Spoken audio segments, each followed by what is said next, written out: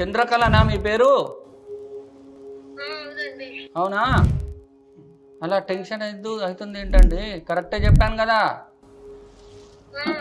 రవినూతల ఇంటి పేరు రామ్మోహన్ రావు. బాగున్నాడా మీ ఆయన? చెప్తున్నా పేరు ఆయనది కరెక్టే చెప్పిందా? చూడండి దేవుడు ఎంత మోసం చేశాడు మీకు. పాపం మీ ఇద్దరికి ఏడవద్దు. ఈ రోజు మీ అమ్మాయి చావు బతుకుల్లో ఉంది. ఉందా లేదా? ఉంది కదా.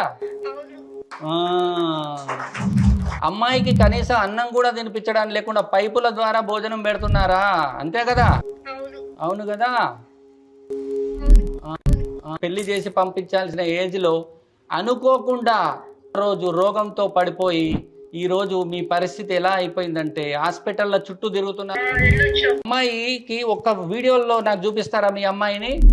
ఈ ప్రాబ్లం ఏంటో నేను చెప్తాను కానీ మీరు నేనేమంటున్నాను, మీ అమ్మాయికి ఒకసారి ఇప్పుడు అనారోగ్యంతో ఉంది. మీ అమ్మాయి హాస్పిటల్లో జాయిన్ అయింది. నిన్న మొన్న ఫిట్స్ కూడా వచ్చిందా? ఒక్క నిమిషం, ఒక్కసారి ఆ అమ్మాయి ఫేస్ చూపిస్తారా నాకు? ఆ అమ్మాయి జీవితం ఏముందో చెప్తాను. వీడియోలో వెళ్ళండి అమ్మాయి దగ్గరికి.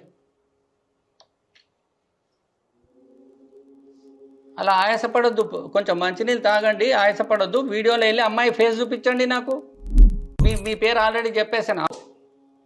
అదిగో ఒక్కసారి కొంచెం నాకు తలకాయ కనబడాలి. ఒక్క నిమిషం, మొత్తం అట్లా చేయకండి, నాకు కరెక్ట్గానే చూపించండి. ఫోర్హెడ్ కనబడాలి, అట్లాగే పెట్టండి. ఈ అమ్మాయి పేరు గీతాంజలి కదా.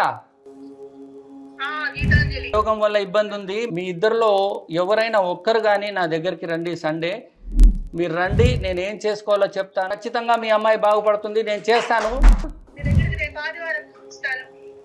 నమశివాయ.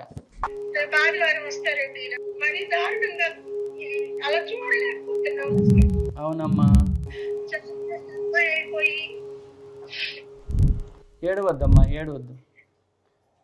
ఏడవద్దమ్మా అమ్మా.